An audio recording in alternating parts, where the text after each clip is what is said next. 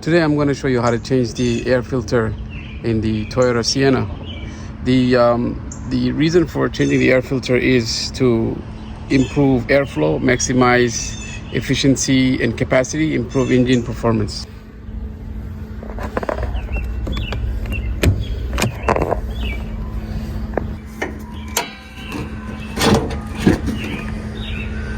Locate where the air filter is. The battery is right here, and this is the air filter.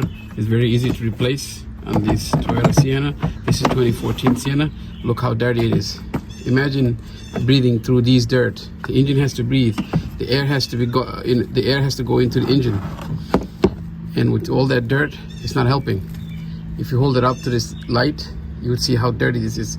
This is not bad. I've seen worse, but before you go to a long trip, this is something that you need to replace. With this, I paid $32 for this, but I'm sure you can find it cheaper somewhere else. But cheaper is not always good. All right, you put it back exactly the way you found it.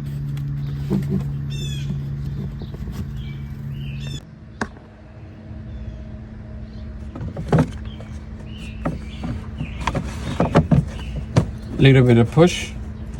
That's all you need. See, this thing is going inside. You just snap on the clip.